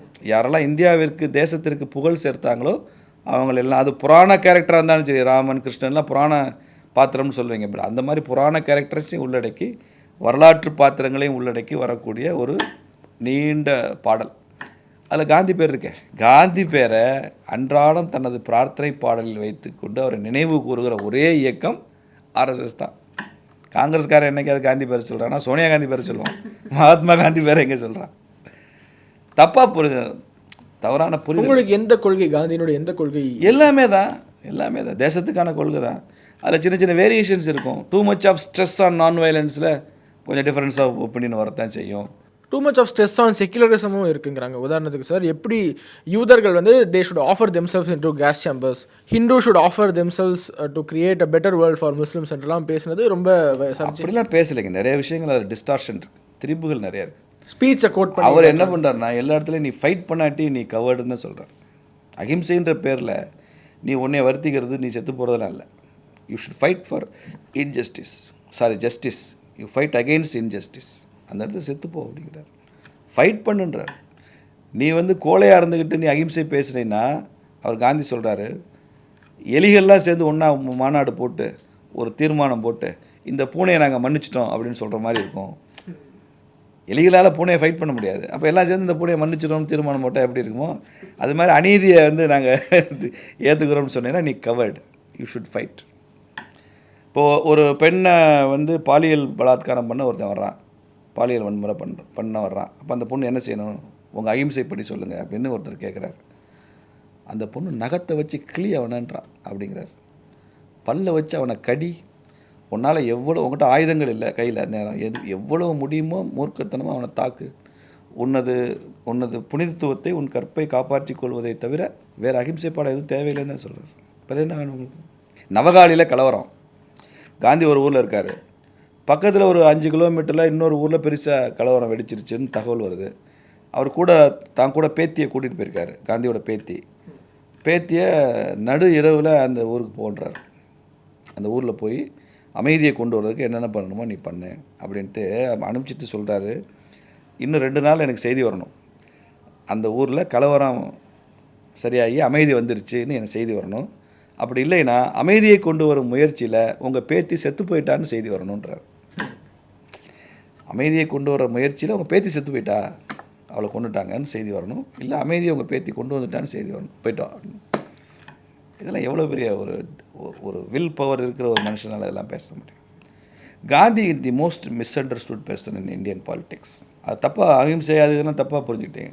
பவருங்கிறது புளூரலிஸ்டிக், இது வந்து மோனோலித்திக் இல்லை. அதிகாரம் என்பது எங்கிருந்து வருகிறது? மேலிருந்து கீழ் வருகிறது அதிகாரம்ன்றது பழைய ஆட்சி முறை, மன்னர் ஆட்சி முறை. Power is born out of the barrels of the gun மாசேத்துங்க சொல்லுவார். துப்பாக்கியின் குழல் நுனியிலிருந்து அதிகாரம் பிறக்கிறது அப்படிம்பார். இப்போ மன்னன் ராஜராஜ சோழன் ஆணையிட்டார்னா கீழே வரைக்கும் அது போய் பரவும். ஜனநாயக நெறிமுறை வந்ததுக்கப்புறம் இந்த 200 வருஷத்தில் பவருங்கிறது கிராஸ் ரூட்லேருந்து தான் மேலே போகுது, கீழே இருந்து தான் மேலே போகுது. நீங்கள் ஓட்டு போடாமல் நான் எப்படி எம்பி, நீங்கள் ஓட்டு போடாமல் எப்படி நரேந்திர மோடி பிரைம் மினிஸ்டர் இல்லையா? அப்போ கீழே இருந்து தான் அதிகாரம் வருது. இப்போ எங்கள் வீட்டில் குடும்பத் தலைவனா என் மனைவி என் குழந்தைகள்லாம் என்னை ஏற்றுக்கொள்கிறதுனால தான் எனக்கு குடும்பத்துக்குள்ளே பவர் வருது. போயான்ட்டு போயிட்டாங்கன்னா எந்த ஆம்பளைக்கு வீட்டில் பவர் வரும்? அப்போ அந்த அதிகாரம் வந்து வீட்டில் உள்ளவங்களுடைய சின்சியாரிட்டி, அவங்களுடைய ஒபீடியன்ஸு, குழந்தைகளுடைய சின்சியாரிட்டி, நான் காட்டுற தேசபக்தி, நான் கட்டுற வரி, நான் அரசுக்கு செய்கிற சேவை, இதெல்லாம் சேர்ந்தானே ஒரு அரசாங்கத்துக்கு பவர், ஒரு குடும்பத்தில் பவர், இதெல்லாம் வருது. காந்தி என்ன சொன்னார்னா, உன்னோட சப்மிஷன் தான் பிரிட்டிஷ்காரனுக்கு பவராக வருது. நீ கட்டுற டேக்ஸ் தான் பிரிட்டிஷ்காரனுக்கு பவர். டேக்ஸ் கட்டாதேன்னாரு. புரியுதா? கீழே இருந்து ஒன்றா கட் பண்ணுறது. நீ அரசாங்கத்துக்கு கொடுக்குற ஒத்துழைப்பு தான் அவனுக்கான பவர், அதிகாரம் செலுத்துகிறான். நான் கோஆப்ரேஷன் மூவ்மெண்ட். திடீர்னு அதை வித்ட்ரா பண்ணிக்கிறேன். அவனுடைய சட்டங்களை மீறு. அதுக்கு தயாராகலை இவங்க. வயலன்ஸுக்குள்ளே கொண்டு போகிறாங்க. வயலன்ஸுக்குள்ளே கொண்டு போகிறேன் சார். கவர்மெண்ட் என்ன நினைக்குது? ஒரு பிஜேபியோடுக்கு ஒரு போராட்டம் நடக்குதுன்னு வச்சு, பிஜேபியில் யாரோ ஒருத்தர் வயலண்ட்டாக ஒரு பஸ் மேலே கல் வச்சுட்டாங்க. இது தான் போலீஸ் எதிர்பார்க்குறான். ஏன் சொல்லுங்கள்? டக்குன்னு அதை ஒன்றை வாய்ப்பாக வச்சு அத்தனை பேர் மேலே கேஸு, வெளியிலே வர முடியாத அளவுக்கு ரிமாண்டு, பிஜேபி வன்முறை கட்சின்னு ஒரு பிராண்டு பண்ணிடலாம்ல. அதே மாதிரி தான் பிரிட்டிஷ் பீரியடுமே வன்முறை நடக்கணும்னு எதிர்பார்க்குறாங்க. இவன் போய் சௌரி சௌராவில் போய் போலீஸ் ஸ்டேஷனை கொளுத்துறான் ஒத்துழையாமை இயக்கத்தில். இன்னும் தயாராகலைன்னு சொல்லி ஒத்து வைக்கிறார். அவ்வளோதான். நீங்கள் உப்பு சத்தியாகிரகம் அந்த சினிமாவில் பார்த்துருக்கீங்களா? காந்தி படத்தில் தண்டி மார்ச், சால்ட் சத்தியாகிரகம், சட்ட மறுப்பு இயக்கம், சிவில் டிஸ்ஒபீடியன்ஸ், ஆங்கிலேயனுடைய சட்டத்தை மீறு, அதை ஏற்றுக்காத. நீ சட்டத்தை மீறினியான்னு கேட்டால் ஆமான்னு சொல்லுங்கிறாரு. இதுக்கு என்ன தண்டனைன்னு தெரியுமான்னு நீதிமன்றத்தில் கேட்டால் இதுக்கு அதிகபட்ச தண்டனை கொடுங்கன்னு சொல்கிறாரு. ஜெயிலுக்கு போ, எத்தனை பேரை எத்தனை நாளைக்கு எத்தனை வருஷம் ஜெயிலில் வைப்போம்? இதுதான் power of non violence. You should fight. எங்கேயுமே அவர் ஃபைட்டை நிறுத்தலை. நீங்கள் கையில் ஐடென்டிட்டி கார்டு வச்சுக்கிட்டு தான் நடக்கணும்னு தென்னாப்பிரிக்காவில் சட்டம் கொண்டு வராங்க பிரிட்டிஷ். காந்தி எதிர்க்கிறாரு. அந்த பெர்மிட்டை நாங்கள் எரிப்போங்கிறார் பொது இடத்துல. ஒரு பெரிய ஃபயர் இருக்குது, அதில் ஒன்றுனா போடுறாரு. ஒன்றுனா போட போட போலீஸ் என்ன பண்ணுறான்? அந்த படக்காட்சி பாருங்கள். அடி வெளுக்கிறான் காந்தியை. அடி வாங்கிக்கிட்டே கூட திரும்பி அந்த பெருமிட்டை தூக்கி தூக்கி நெருப்பில் தான் போடுறாரு. மயங்கி விழுகிற வரைக்கும் அடிக்கிறான். ஜென்ரல் ஸ்மட்ஸ்னு ஒருத்தன். அதனால அந்த அந்த அஜிடேஷனுடைய டைனமிக்ஸை வேறு, நீங்கள் அதை கொச்சப்படுத்த முடியாது. அதில் தான் நமக்கு பெரிய ஒரு பேர். அதைத்தான் பின்னால் மார்ட்டின் லூத்தர் கிங் அமெரிக்காவில் ஃபாலோ பண்ணார். மியான்மரில் ஆங் சாங் சுயி அந்தம்மா காந்தி தான் எனக்கு ரோல் மாடலுங்கிறாங்க. நெல்சன் மண்டேலா இந்தியாவுக்கு வந்ததுக்கப்புறம் this is not my tour to India, this is my pilgrimage தானே சார் சொன்னார் நெல்சன் மண்டேலா. உலகத்தில் கருப்பின மக்களுக்கு, ஆசிய நாடுகளுடைய விடுதலை இல்லாத மக்களுக்கு, அண்டர் ப்ரிவிலேஜ் செக்ஷன்ஸுக்கு பல இடங்களில் காந்தியினுடைய மாடல் வந்து பெரிய இன்ஸ்பிரேஷனாக இருந்துச்சுல்ல. இப்போ சமீப காலத்தில் Gandhi is not the father of the nation என்று நிறைய பேர் சொல்கிறத பார்க்க முடியுது. அதாவது நானே சொல்லுவேன் Gandhi is not the father of the nation. நான் ஒத்துக்க மாட்டேன். ஏன்னா காந்தியே I have nothing new to say to this country, truth and non violence are as old as ஹிமாலயாஸ்ன்னு சொல்கிறார். காந்தியன் தாட்டுன்றதே ஒன்றும் இல்லை சார். காந்தியன் தாட்டுன்றது it's just value ordered Indian thought, அவ்வளோதான். இந்திய மரபுகளில் இருந்து, இந்தியாவிலேருந்து அவர் எல்லாத்தையுமே எடுத்துக்கிறார். அவர் சொன்ன இப்போ சத்தியம், ஸ்பீக்கிங் ட்ரூத் இருக்குது. ஹரிச்சந்திர நாடகம் பார்த்தோன்னா அவருக்கே தெரியுது. இப்போ காந்தி தான் முதல்ல உண்மை பேசினார். காந்திக்கு முன்னால் உண்மை பேசுகிறதுனாலே செத்து போன ஆயிரக்கணக்கில் இருக்கானே. ஒரு மன்னனே அத்தனையும் திறந்துருக்கிறானே உண்மை பேசுறதுக்காக. அப்போ இதெல்லாம் சாதாரண விஷயம் கிடையாது. நீங்கள் வந்து லெனினை வந்து ஃபாதர் ஆஃப் ரஷ்யான்னு சொல்லுங்கள். ஏன்னா ஒரு புதிய ரஷ்யாவை உருவாக்குனார் லெனின். புரியுதா உங்களுக்கு? மாசேத்துங்க வந்து ஃபாதர் ஆஃப் சைனான்னு சொல்லுங்கள். ஏன்னா பழைய காலம் அந்த மரபு வழியில் சைனா இல்லாமல் கம்ப்ளீட்டாக டிஸ்கனெக்ட் பண்ணிட்டு ஒரு புது சைனா உருவாச்சு. இங்கே காந்திக்கு வந்து எவ்வளோ பேர். இப்போ விவேகானந்தர் என்ன சொல்லுவீங்க? ராமகிருஷ்ண பரமஹம்சர் என்ன சொல்லுவீங்க? புத்தர் என்ன சார் சொல்லுவீங்க? காந்தி தான் ஃபாதர் ஆஃப் தி நேஷனா? புத்தர் யாருன்னு? Of course if you want to give some credit to Mahatma Gandhi, you say him as the supreme son of Bharat Mata. No objection. பாரத தாயின் மகத்தான தவப்புதல்வன்னு சொல்லுங்க. தேசத்தை தாயின்னு சொல்லிட்டு அதில் ஒரு இண்டிவிஜுவலாக நீங்கள் அந்த தேசத்துக்கு தந்தைன்னு சொன்னால் அது வாட்ஸ் நான்சென்ஸ். நான் யாரையுமே தந்தைன்னு சொல்கிற கான்செப்ட் ஏற்றுக்க மாட்டேன். தமிழர் தந்தை ஈவேரான்றது நான் ஏற்றுக்க மாட்டேன். காந்தி ஏற்றுக்க மாட்டேன். புரியுதா உங்களுக்கு? ஆர்எஸ்எஸ் தலைவரை கூட ஒரு தேச தந்தைன்னு சொன்னால் நான் ஏற்றுக்க மாட்டேன். அரசியல் சொல்ல மாட்டாங்க. தேசம் தான் தாய். தேசம் தாயின்னு சொன்னதுக்கப்புறம் அதில் ஒரு தலைவர் அவர் எவ்வளோதான் பெரியவர் ஆகட்டும், அவர் எப்படி தந்தை ஆவார்னு கேட்குறேன். சும்மா இது போகிற போக்கில் எவனோ சொல்லிட்டு போகிறது. யார் சொன்னாங்கன்னு தெரியல. சரோஜினி நாயுடு சொன்னதாக சொல்கிறாங்க. அப்புறம் ரவீந்திரநாத் தாகூர் எங்கேயோ சொன்னார். நான் ரவீந்திரநாத் தாகூர் இவர் மகாத்மான்னு தான் சொன்னார். அஃப்கோர்ஸ் மகாத்மான்றதில் எனக்கு எந்த அப்ஜெக்ஷன். காந்தி மகாத்மா தான். மகாத்மா ஃபுலே இருந்தார் மகாராஷ்டிராவில், அவரும் மகாத்மா தான். அந்த ரெண்டு பேர் ஜோதிர்பாய் புலே, அவருக்கு மகாத்மான் டைட்டில் உண்டு, காந்திக்கு மகாத்மான் டைட்டில். ரெண்டு பேருக்கு தான் இந்தியாவில் மகாத்மான்ற பேர் வரும். அதை ஒத்துக்கிறோம். நீங்கள் சுப்ரீம் சன்னு சொல்லுங்கள். ஃபாதர் ஆஃப் தி நேஷன் யாருமே கிடையாதுன்றேன். இப்போ விவேகானந்தர், ஆதிசங்கரர் என்ன சொல்லுவீங்க? ராமானுஜர் என்ன சொல்லுவீங்க? இந்த சமீபத்தில் இந்த ஒரு உணவகத்துக்கு போய் இந்த ஹலால் இஷ்யூ கொஞ்சம் வைரலாக போச்சு சார். பொதுவெளியில் தெரியாத ஏதாவது ஒரு அழுத்தங்கள் உங்களுக்கு அதுக்கு பிறகு வந்துச்சா? நிறைய பல இடங்களில் என் ஃபோட்டோ கொண்டு போய் காமிச்சு சில அடிப்படைவாத அமைப்புகள்லாம் இவர் இருந்துமே உங்கள் ஹோட்டலுக்கு வந்தால் சாப்பாடு கொடுப்பேன். என்னைய தமிழ்நாடு முழுக்க அறிமுகப்படுத்தினதில் அவங்களுக்கு, அந்த நண்பர்களுக்கு ரொம்ப முக்கியமான ஒரு ரோல் இருக்குது. அவங்களாம் நன்றி சொல்ல கடமைப்பட்டிருக்கிறாங்க. பல இடங்களில் என் முகம் தெரியல, அவங்களும் தெரிய வச்சுருக்கிறாங்க. நான் என்ன தப்பாகவே ஒன்றும் சொல்லலை. தமிழ்நாடு முழுக்க ஹலால் உணவு கொடுக்குறாங்க. நீங்கள் மதுரையிலலாம் அந்த ஆடு அறுக்கிறதுக்குன்னே ஒரு இது இருக்குது, ஒரு கசாப்பு சென்டர் இருக்குது. அங்கே போனீங்கன்னா காலையில் ஒரு பாய் வர்றாரு. அவர் வந்து ஏதோ ஓதுறாரு, பிஸ்மில்லான்னு சொல்லி ஏதோ பண்ணுறாரு. அந்த ஓதுனதுக்கப்புறம் தான் அந்த அறுத்து அந்த ஆடு, ஆயிரக்கணக்கான ஆடுகள் அப்படி போகுது. எல்லாமே ஹலால்னு சொல்கிறாங்க. முஸ்லீம்கள் அப்படி சாப்பிடணும்னு சொல்கிறாங்க. சரி, நான் அதை மறுக்கவே இல்லையே. முஸ்லீம்கள் சாப்பிட வேண்டியதான். இந்துக்களே ஏன் சாப்பிடணும்னு கேட்குறேன். இப்போ ஒரு முஸ்லீமுக்கு ஒரு கடையில் உட்காந்து இது ஹலால் செஞ்சு தான் கேட்குற ரைட் இருக்குல்ல? இருக்கா இல்லையா? இருக்குது. ஹலால் செஞ்சு தான் சாப்பிடுவேன்ப்பா, ஹலால் பண்ணியிருக்கான்னு கேட்குறாரு. அவன் ஹலால் பண்ணியிருக்கு சாருங்கிறான். சாப்பிட்ற உரிமை அவருக்கு இருக்குது. ஓகே, நான் போய் உட்காந்து ஹலால் பண்ணாத உணவு இருக்கான்னு கேட்குற உரிமை எனக்கு இருக்கா இல்லையா? இருக்குது. ஆனால் உணவகம் தான் இல்லை. அப்படி உணவகம் தான் இல்லை அங்கே. அதான் ஒரே ஒரு ஹலால், நோ ஹலால் உணவகம். அது மேலோட ஏதோ ஆக்ஷன், ரொம்ப பெரிய ஆக்ஷன் செயல்பட விடாமல் முடக்கி ஏன் பண்ணணுன்ற, ஏன் பண்ணணும்? தேவையில்லை. இப்போ எனக்கு அது வந்து நீங்கள் இப்போ ஹலால் வந்து அது அறுத்து பண்ணுறது, ரத்தத்தை வலியை மினிமமாக அந்த உயிரினத்துக்கு வலிக்கும்னு சொல்கிறது, இப்படி நிறைய சயின்டிஃபிக் மெத்தட் இருக்குன்னு சொல்கிறாங்க. ரொம்ப சந்தோஷம், I agree with them. But ஒரு முஸ்லீம் வந்து அந்த பிஸ்மில்லா சொல்லி ஓதுனா தானே அது ஹலால். 1000 சயின்ஸ் இருந்தால் கூட அதில் ஒரு ரிலிஜன் இருக்குல்ல.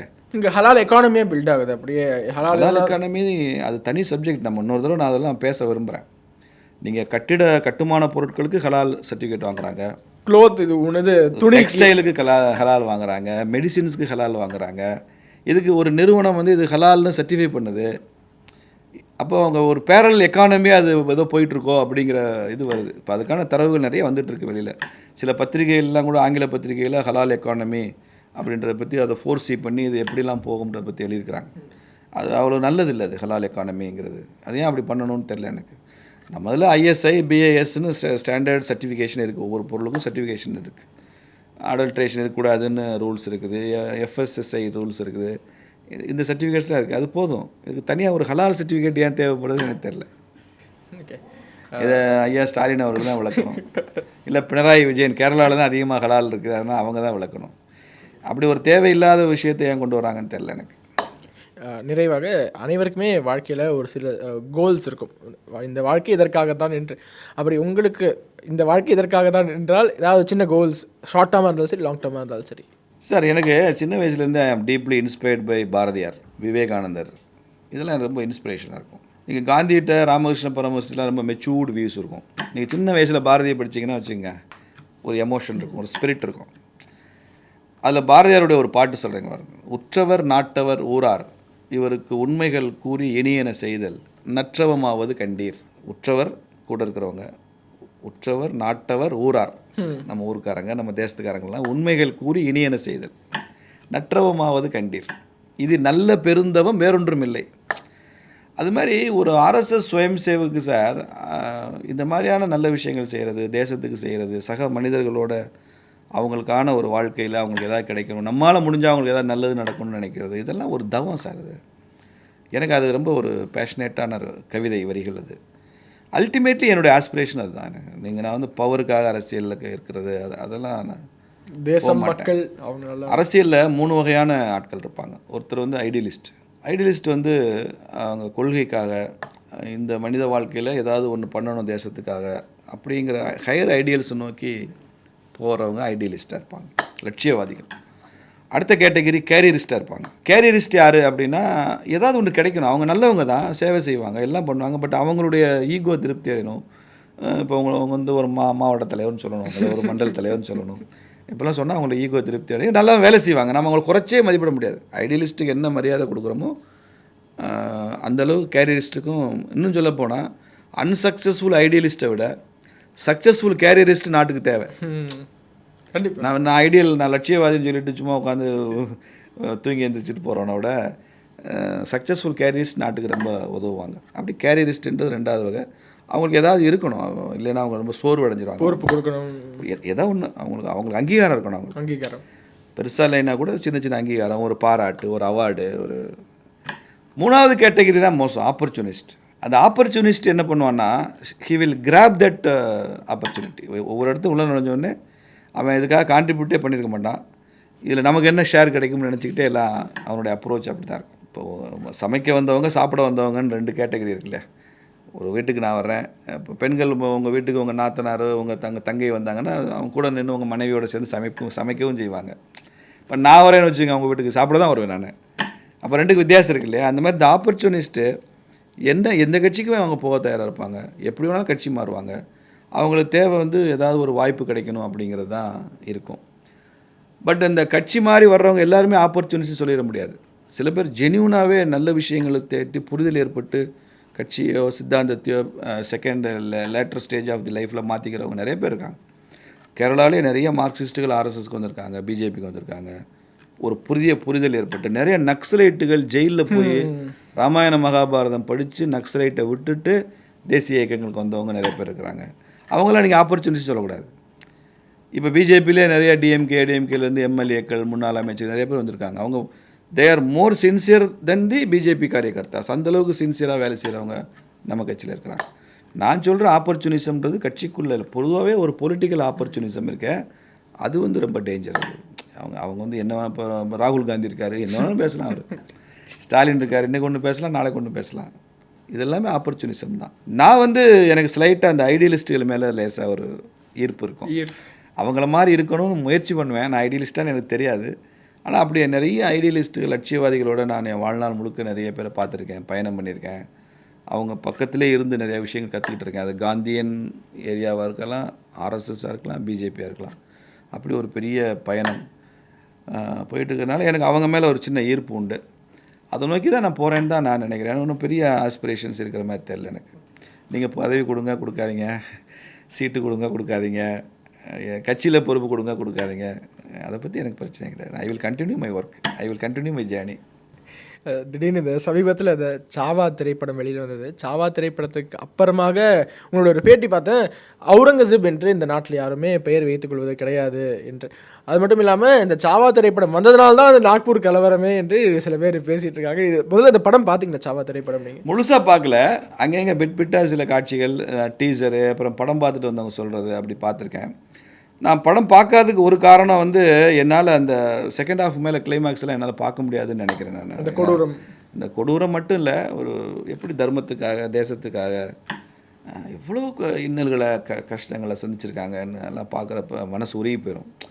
அது சினிமாட்டிக்காக அதை காமிக்கிறப்போ அந்த இசை எல்லாம் அந்த நடிப்பு அதெல்லாம் வரும்போது ரொம்ப ஒரு பஸ்ட் ஆகிடுவோம்னு எனக்கு ஒரு தயக்கம் இருக்குது. அதனாலே நான் அந்த படத்துக்கு போகாமல் இருக்கேன். ஆனால் கட்டாயம் பார்க்கணும், தயங்கிட்டில் படம் பார்க்காம இருக்க முடியாது. பாசமலர் பார்த்து அழுது காலங்கள்லாம் உண்டு. அதனால் சாவா சரியான திரைப்படம். அவுரங்கசீப்பை ரொம்ப கரெக்ட் வேல ஹி ஹஸ் பின் போர்ட்ரேட்டட். அந்த போர்ட்ரேல் இல்லைன்னா அவுரங்கசீப்பை எப்படி புரிஞ்சிக்க முடியும்? நீங்கள் யோசிச்சு பாருங்கள், காசி கோவில், மதுரா கோவில், இதுக்கெல்லாம் அவுரங்கசீப் என்ன பண்ணார்னு அவரே எழுதி வச்சிருக்கிறாரு. 90,000 இந்து இளைஞர்களை காயடித்தேன் அப்படின்னு சொல்லி அவருடைய சுயசரிதிலே எழுதியிருக்கிறாரு. சீக்கியர்களுடைய 9வது குரு தேஜ் பகதூரை கொன்று சாந்தினி சவுக்கில் கழுத்தை வெட்டி மாட்டி வச்சுருந்தாங்க. குரு கோவிந்த் சிங்கினுடைய 2 பசங்களை மதம் மாற மறுத்ததுனால உயிரோட சமாதி வச்சாங்க. பெரிய கொடுங்கோலன் அவுரங்கசீப். நீங்கள் அவனை போய் கொண்டாடுகிற இடத்துல ஏன் இருக்கணும்? நீங்கள் இந்த சாவா படம் வந்ததுக்கப்புறம் இது தெரிய வருது, அவ்வளோதான். விழிப்புணர்வு இல்லாத ஒரு சமுதாயத்துக்கு இது வெளியில் தெரிய வருது. தெரிய வரும்போது கோபம் வருது. நீங்கள் அவுரங்கசீப்பை சொல்லிட்டாலே இந்திய முஸ்லீம்களே நீங்கள் அப்படி சொல்லிட்டீங்க. அப்படி இல்லை sir, Aurangzeb not the representative of Indian Muslim sir. Indian முஸ்லீம்ஸ்க்கு ரெப்ரஸன்டேட்டிவ் அப்துல் கலாம் தான் சார். கான் அப்துல் கஃபார் கான் இருந்தார், எல்லை ஃப்ரண்டியர் காந்தி இருந்தார். அவர் தான் சார் இந்தியன் முஸ்லீம்ஸ்க்கு ரெப்ரஸன்டேட்டிவ். எங்கள் கட்சியில் வேலூர் இப்ராஹிம் இருக்கார், அவர் முஸ்லீம் இல்லையா? அவர் தான் சார் ரெப்ரஸன்டேட்டிவ் ஆஃப் இஸ்லாம். நீங்கள் ராங் ரோல் மாடல்ஸ் எடுத்துக்கிட்டு இவங்க தான் மாடல் அப்படின்னு காமிச்சிங்கன்னா அது ஃபெயிலியர் ஆகிடும். அக்பரை சொல்லுங்கள், இந்திய மக்கள் ஏற்றுக்குவான். ஹுமாயூனை சொல்லுங்கள், ஏற்றுக்குவான். ஷாஜகானை கூட ஏற்றுக்குவான். நீங்கள் அவுரங்கசீப் எப்படி சொல்லுவாங்க? அதனால தான் சொன்னேன், அவுரங்கசீப் யார் பேர் வச்சுக்க? இந்திய முஸ்லீம்களே இந்துக்கள் மீது எந்த இஸ்லாமிய மன்னர் அன்போடு இருந்தாரோ அவங்க பேர் தான் வச்சுருக்கான். புரியுதா உங்களுக்கு? அக்பர் வந்து இந்துக்கள் மீது அன்பாக இருந்தார், தீனலாகின்னு ஒரு புதிய மதம் படைத்தார், இந்துக்கள் மீது ஜிஸ்யா வரியை நீக்கினார், ஹுமாயூன் பசுவதை தடை சட்டம் கொண்டு வந்து, இதெல்லாம் வரலாறு படிக்கிறோம். இதெல்லாம் படிக்கிறப்போ அவனுக்கு அன்பு வருது, பாசம் வருது. ஏதோ நல்லா தான் பண்ணியிருக்காங்க, சக்கரவர்த்தி சுல்தான் நல்லா தான் பண்ணியிருக்காருன்னு நினைக்கிறான். முஸ்லீம்களும் அதை விரும்புகிறான். அவுரங்கசீப்னு எந்த முஸ்லீம் பேர் வச்சுருக்காங்க? அதை நான் சுட்டி காட்டினேன். அவ்வளோ அவுரங்கசீப்பை கொண்டாட முடியாது, ஏற்றுக்கொள்ள முடியாது. பட் அவுரங்கசீப்புக்கு எதிராக நாம் பேசுவது இஸ்லாமுக்கு எதிரான்னு சொன்னீங்கன்னா அதையும் நான் ஏற்றுக்கொள்ள மாட்டேன். இன்னும் தேர்தலுக்கு ஓராண்டு தான் இருக்குது மோரல்லஸ். இப்போலேருந்து ஆயத்த பணிகள் தொடங்கி விட்டனவா இல்லை? அது தேவையில்லை சார். ரொம்ப முன்னால் எலெக்ஷனுக்கு தயார் பண்ணுறதுமே தேவையில்லாது தான். எலெக்ஷன் ஒருக்கு ஒரு 3 மாதம் போதும், கட்சிக்கே அவ்வளோ போதும். கூட்டணிக்கிட்டேன்னு பேசுகிறதுக்கு இன்னும் 2-3 மாதம் கூடுதலாக தேவைப்படலாம். கட்சி தன்னை தயாரித்து தேர்தல் அதில் போய் நின்று பண்ணுறது, பூத்தில் கமிட்டி போடுறது, வேலை செய்கிறது, இஷ்யூ கொண்டு போகிறதுக்கு 3 மாதம் போதும். அதற்கு 3 மாதம் மென்டலி ப்ரிப்பேர் ஆகணும். அதற்கான திட்டங்கள் வேணும், அதற்கான ஒரு முனைப்பு நமக்கு இருக்கணும், அதற்கான மூடு கிரியேட் பண்ணணும். முதல் 3 மாதம், அடுத்த 3 மாதம் தேர்தலை சந்திக்கணும். மொத்தத்தில் ஒரு 6 மாதம் போதும். இப்போ தமிழ்நாட்டிலே தேர்தல் வரலாம். தமிழ்நாட்டுடைய மூடு இப்போ எப்படி இருக்குன்னு நினைக்கிறீங்க? இப்போ ஜென்ரலாக பொலிட்டிக்கல் மூடு தான் இருக்குன்னு, எலெக்ஷன் மோடுக்கு வரல. எலெக்ஷன் மோடுக்கு வரும்போது தான் இதெல்லாம் தேவைப்படும். அண்ணே நான் என்ன நினைக்கிறேன்னா, இந்த தீபாவளிக்கு அப்புறம் எலெக்ஷன் மூடு வந்துடும். ஓகே, வர நவம்பருக்கு அப்புறம் வந்துடும். ரொம்ப விரிவாக இந்த கலந்துரையாடல் நிகழ்த்தியிருக்கோம். மக்கள்கிட்ட ஒரே ஒரு கேள்வி, அடுத்த பாட்காஸ்ட்டில் நம்ம ப்ரொஃபஸரோட என்ன கேள்வி, உங்களுக்கு இருக்கக்கூடிய கேள்விகளை கமெண்ட்ஸில் பதிவிடுங்க. அப்படியே நான் அவர்கிட்ட கேட்டு உங்களுக்கு பதிலை பெற்றுத்தரேன். ரொம்ப நன்றி எங்களோட இந்த நிகழ்ச்சி ஜாயின் பண்ணதுக்கு. பேசு தமிழா பேசுவினுடைய மக்கள் ஃபவுண்டேஷன் மூலமாக நம்ம ஒரு மிகப்பெரிய ஒரு பசு சரணாலயம் அமைப்பதற்கான முயற்சியில் ஈடுபட்டிருக்கோம். இந்த பசுக்கள் சரணாலயத்திற்கு என்னுடைய கான்ட்ரிபியூஷனாக நான் ஏதாவது கொடுக்கணுங்கிற எண்ண ஓட்டத்தின் அடிப்படையில் கிட்டத்தட்ட 10 ஆண்டுகளுக்கு மேலே நான் கலெக்ட் பண்ண கலை பொருட்கள் அனைத்தையும் விற்று அதன் மூலமாக திரட்டப்படக்கூடிய தொகை என்னவோ அதை இந்த மக்கள் ஃபவுண்டேஷனுக்கு, இந்த பசு சரணாலயம் திட்டத்திற்கு என்னுடைய கான்ட்ரிபியூஷனாக கொடுக்க போகிறேன். இந்த பொருட்கள் அனைத்துமே நம்முடைய பேசு தமிழா பேச அலுவலகத்தில் விற்பனைக்கு இருக்குது. கீழே இருக்கக்கூடிய இந்த கான்டாக்ட் நம்பருக்கு நீங்கள் கால் பண்ணி இது பற்றின மேல் அதிக விவரங்களை நீங்கள் தெரிஞ்சுக்கலாம். அது மட்டும் இல்லாமல் மக்கள் ஃபவுண்டேஷனுடைய அக்கௌண்ட் நம்பரை இந்த வீடியோடைய டிஸ்கிரிப்ஷனில் கொடுத்துருக்கோம். நீங்கள் நேரடியாக அந்த அக்கௌண்ட் நம்பர் மூலமாகவும் உங்களுடைய கான்ட்ரிபியூஷன்ஸை கொடுக்கலாம். பேசு தமிழா பேசு ஒரு சேனல் கிடையாது, அது ஒரு இயக்கம்னு நான் உறுதியாக நம்புகிறேன். உங்களுடைய குரலை தான் நாங்கள் ஒவ்வொரு வீடியோலையும் பேசுகிறோம், உங்களுடைய மனசாட்சியை தான் நாங்கள் பிரதிபலிக்கிறோங்கிற ஒரு எண்ணம் எங்களுக்கு இருக்குது. அதே எண்ணம் உங்களுக்கு இருந்ததுன்னா தொடர்ந்து பேசு தமிழா பேசுவனுடைய முயற்சிகளுக்கு நீங்கள் கொடுக்கக்கூடிய ஆதரவை இந்த பசுக்கள் சரணாலயம் திட்டத்திற்கும் கொடுக்கணும்னு சொல்லி ரொம்ப தாழ்மையோடு கேட்டுக்கிறேன். உங்களுடைய அன்பாலையும் ஆதரவாலையும் தான் பேசு தமிழா பேசி இயங்கிட்டு இருக்கு. அதற்கு என்றென்றைக்கும் நன்றி. ஃபார்மட் நியூமராலஜி அப்படின்ற ஒரு விஷயத்தை நம்மளுடைய மக்களுக்கு கொண்டு வந்த ஒரு தந்தையா விளங்கக்கூடியவங்க நீங்க சார். அந்த ஃபார்மட் நியூமராலஜியில் உலக மக்களே வியந்து பார்க்கக்கூடிய அளவுக்கு ஒரு ரகசிய பொக்கிஷம் நான் வச்சிருக்கேன் அப்படின்னா எந்த விஷயத்தை எங்களுக்காக நீங்க சொல்லுவீங்க சார் பொக்கிஷமா? ஒரு ஃபேமிலி இருக்கு, அந்த ஃபேமிலிக்குள்ள இந்த நம்பர் கட்டாயம் இருந்தே ஆகணும். அந்த நம்பர் இல்லாம அந்த ஃபேமிலியில யாருக்குன்னே ஒருவருக்கு அந்த கட்டாயம் இருக்கும். இந்த மாதிரி ஆன்மீகம் மற்றும் ஜோதிடம் சார்ந்த இன்னும் பல வீடியோக்கள் பார்க்கணுமா? மறக்காம திருவருள் டிவிக்கு சப்ஸ்கிரைப் பண்ணுங்க. திருவருள் டிவியுடைய சேனல் லிங்க் இந்த வீடியோடைய டிஸ்கிரிப்ஷன்ல இருக்கு.